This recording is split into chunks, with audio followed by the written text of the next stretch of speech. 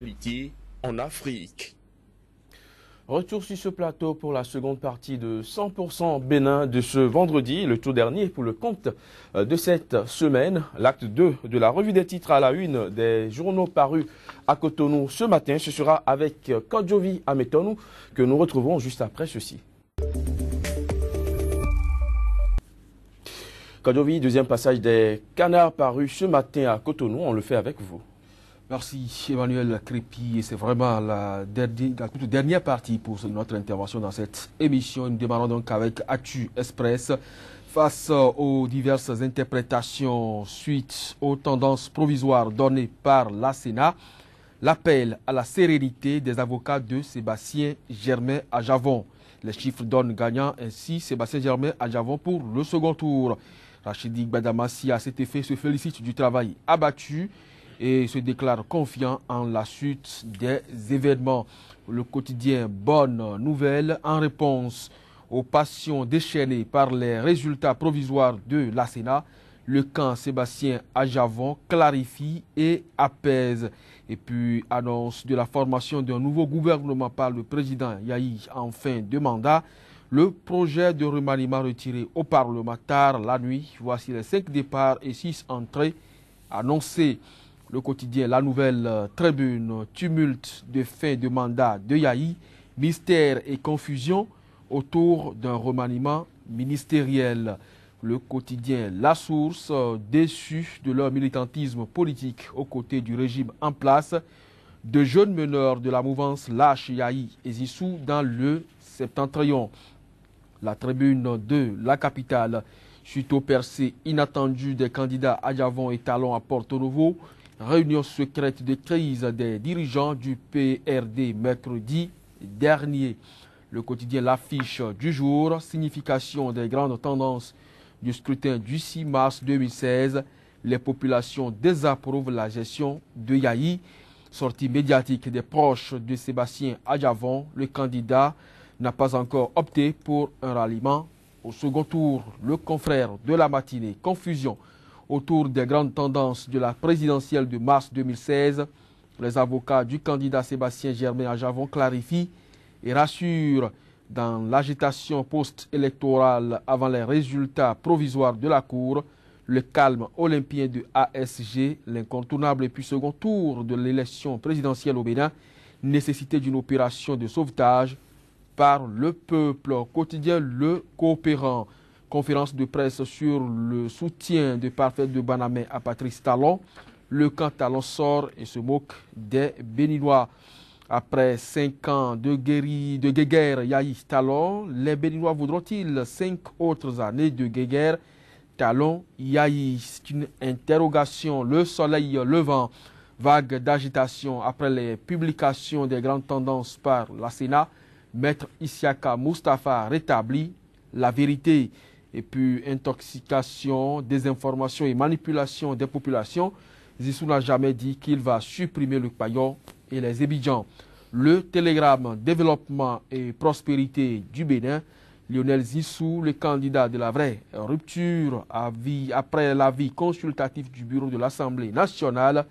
Voici la liste du prochain gouvernement de Boni Yahi.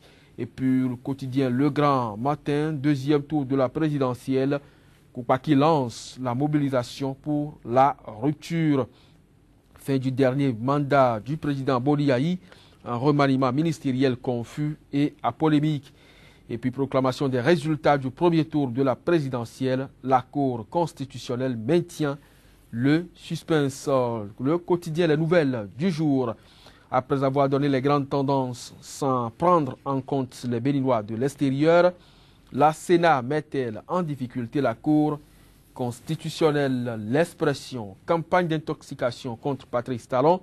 Maître Djogbenou dénonce une œuvre présidentielle et puis tractation pour le second tour de la présidentielle, Koupaki dans la logique de la rupture. L'humanité. Conférence de presse sur le soutien de Parfait de Banamé à Patrice Talon, quand le camp Talon se moque des Béninois. Le quotidien Repère Média, la rupture selon Talon et les alliés politiques. Le Bénin entre vengeance, régionalisme et instabilité. Et puis Théodore Olo en réponse aux rumeurs de tripatouillage, rien ne se fera dans la précipitation ni sous pression. Merci Kadjovi Ametonou d'avoir feuilleté pour nous les quotidiens parus ce matin à Cotonou. C'était le dernier acte du jour, le dernier acte également de la semaine. On se retrouve la semaine prochaine. C'est bien ce qu'on peut espérer par la grâce de Dieu. Dans un instant, nous allons recevoir Dieudonné Lokossou, secrétaire général de la Confédération des syndicats autonomes du Bénin, CSA Bénin. Avec lui, il sera question du décret numéro 2016-024 du 11 février 2016 portant régime indemnitaire applicable aux directeurs de cabinet des ministères, aux secrétaires généraux des ministères et à leurs adjoints. Un décret co-signé par le chef de l'État, le Premier ministre et le ministre de l'Économie et des Finances, mais largement décrié par les travailleurs. Restez avec nous, notre invité, on l'installe avec ceci. Sika TV fait escale au Bénin. Pendant toute la période électorale, retrouvez désormais sur votre chaîne panafricaine un programme matinal dénommé 100% Bénin, exclusivement consacré à l'actualité sociopolitique au Bénin. Pendant 2 heures, la politique, les questions de société et les grands dossiers de l'heure seront décryptés avec des éditorialistes, des professionnels des médias, des acteurs politiques et membres de la société civile. 100% Bénin sur Sika, c'est une fenêtre ouverte sur l'actualité au Bénin du lundi au vendredi de 7h à 9h, heure de Cotonou. 100% Bénin, c'est désormais sur Sika, le vrai visage de l'actualité en Afrique. Le décret incriminé accorde aux directeurs de cabinet et aux secrétaires généraux des ministères un droit à une indemnité mensuelle de 400 000 francs CFA, un crédit d'équipement non remboursable de 3 millions de francs CFA et un véhicule de fonction de 10 chevaux. Leurs adjoints s'en tirent bien également avec une indemnité mensuelle de 360 000 francs CFA et un crédit non remboursable de 2 millions de francs CFA. Mieux, le décret a un effet rétroactif et est applicable depuis le 9 avril 2006, soit depuis 10 ans. Au total, chaque directeur de cabinet et chaque secrétaire général de ministère ayant servi sous le président Boniaï s'en sortira avec une petite fortune. Une situation que dénoncent les travailleurs, raison pour laquelle nous avons avec nous ce matin un syndicaliste, Dieudonné Lokossou. Bonjour et merci d'avoir accepté d'être sur ce plateau de 100% Bénin. Bonjour et merci Monsieur Emmanuel Crépi, je vous salue et je vous remercie pour m'avoir invité pour éclairer l'opinion sur le fameux décret que vous venez de citer, Supra. Alors, vous avez lu, nous avons tous lu ce décret numéro 2016-024 du 11 février 2016. Que reprochez-vous à ce texte? Je crois que quelqu'un qui est constitutionnellement en fin de mandat ne doit pas prendre le risque d'obérer les finances publiques. D'abord, le décret est discriminatoire. Quand je lis ici, sur proposition conjointe du ministre du Travail, de la fonction publique et de la réforme administrative, ministre des Finances, mais je crois que c'est le dernier ministre du Travail, c'est celui qui est là. Et le dernier ministre des Finances, c'est bien monsieur Seini Komi-Kounké. Mais comment ils ont pu mesurer la performance de ces citoyens appelés à des hautes fonctions, triés sur le volet? Mais le décret est discriminatoire. Le décret est une provocation. C'est une injure pour le peuple béninois. Nous ne pouvons pas accepter que l'on octroie des privilèges indus à des fonctionnaires et avec un effet rétroactif sur 10 ans. Ça veut dire que nous avons mal mené notre lutte, mal orienté notre combat, parce que nous voulions être intimement, nous voulons partager intimement les souffrances du peuple. C'est pourquoi dans les négociations salariales au profit des travailleurs avec le gouvernement, on a toujours mis un peu de bémol. Maintenant, aujourd'hui, je me rends compte que nous nous sommes laissés piéger. Parce que les chiffres que vous avez cités ne sont pas exacts. Parce que moi, j'ai le décret. Et ici, on a une prime de chiffration de 250 000 francs, véhicule amorti, véhicule 10 chevaux maximum, logement 75 000, électricité et eau 75 000, total, ça fait 400 000, et un crédit d'équipement de 3 millions de francs CFA. Et dans l'ordre, pour les adjoints, ça va décrescendo, et ainsi de suite, et on se retrouve globalement à 3 millions, 2 millions, 3 millions, 2 millions. Maintenant, sur 10 ans, on n'a qu'à nous chiffrer ce que ça va coûter à l'État. Est-ce qu'on a fait ça exprès pour piéger ceux qui vont venir? Et ce qui est grave, le candidat qui a été imposé au peuple, contrairement à ce que prévoit la Constitution, qui est un économiste ou un banquier de renom, a aussi apposé sa signature. Est-il conscient de la lourdeur que va représenter cette dette-là qu'il n'aurait pas souhaité s'il parvenait au pouvoir? Comment va-t-il régler ça sur 10 ans?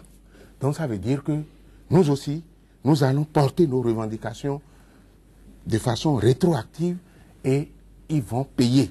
Parce qu'il y a des enseignants qui ne sont pas encore, qui sont sans salaire. Il y a des agents de santé.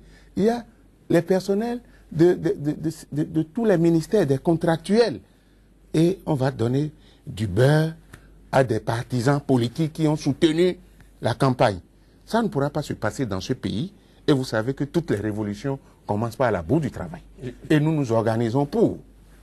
Justement, vous qui êtes représentant des travailleurs, ces travailleurs qui depuis des années ont des plateformes revendicatives et qui jamais n'ont eu de satisfaction, des trucs qui restent sans satisfaction, et qu'aujourd'hui le gouvernement sort un tel décret, comment est-ce que ces travailleurs ont accueilli la prise de c'est avec beaucoup de tristesse, beaucoup de colère, de stupéfaction. Et depuis hier, nous, on a ça se passait, on entendait ça sous forme de rumeur. Mais dès que les canards ont commencé par ébruiter l'affaire et que nous-mêmes nous avons pu mettre la main sur le décret, nous avons conclu que c'est des rumeurs assez fondées. Maintenant, il faut que nous nous organisions, nous remobilisions les travailleurs qui m'entendent pour affronter soit ce gouvernement tout de suite, que le décret soit abrogé, parce que nous ne pouvons pas, dans ce pays, accepter qu'on ait capté frauduleusement plus de 100 millions à travers le système de ICC Service, que les gens ne soient pas remboursés, qu'il y ait des gens... 100 milliards, que les gens ne soient pas remboursés, qu'il y ait des fonctionnaires malheureux, des femmes de Dantokwa qui ne vendent pas, des gens qui ne trouvent pas à manger, et qu'on donne ce privilège indu, cette prime imméritée à des gens, à des partisans. Mieux, nous avons appris que le président s'apprêterait à nommer des généraux, à faire des promotions à des gens pour toujours créer des difficultés à nos finances. Ça, nous n'accepterons pas ça, parce que mais on n'est pas en Guinée, où les généraux sont plus nombreux que les hommes de troupes. Mais finalement, c'est à ça que nous allons assister ici. Des gens qui ont fini, qui sont amortis,